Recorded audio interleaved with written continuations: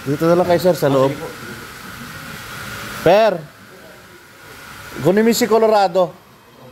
Sampa mo dito. Kay sir yung susi.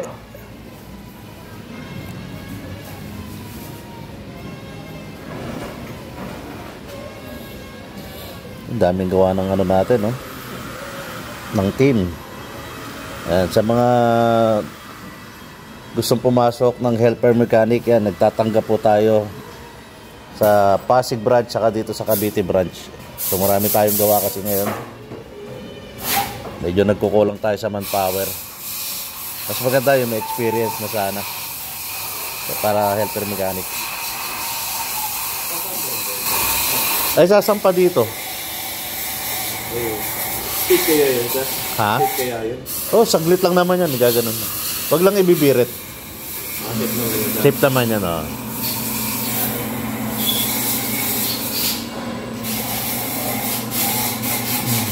Saan ba ginawa yan, sir? Saan ginawa? Bakit? Doon kayo naabutan? Oo, binabutan ko. Pero taga saan kayo, sir? Ay, doon kami nagpagawa. Gawa nung ano, yung bungo ko, sir, sira na talaga.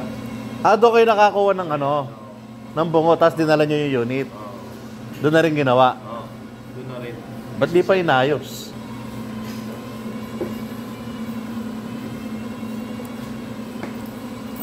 Yung pinaka-bungo, yung ano pala niyan, angat mo. Pinagawa daw sa Pampanga. Ha?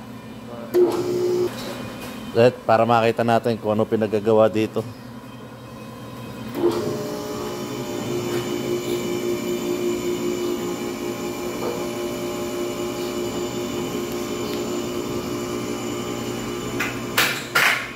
Sa kapwa natin mekaniko dyan, pagka gagawa ka ng unit, ayusin nyo na.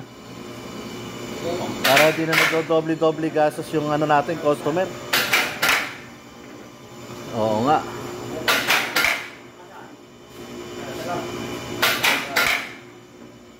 Bababa natin to, sir.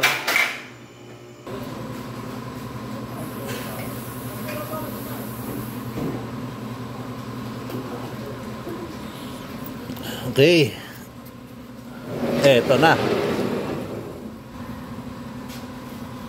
Yung beta gray, doon nilapat sana sa may ano, sa may loob bago nilagay ito, itong bungo. Ang ginawa, ayun lang, sa gilid lang nilagay yung beta gray. So sisingot talaga yung ano niya, magkakaroon ng leak yan. Kaya laging ubos yung ano yung fluid. So sa Pampanga, dinala nyo to, tapos pinalitan ng surplus. Tapos Okay na siya, sir. Okay na siya. Ang ginawa, nagka-leak. Tapos binalik nyo doon.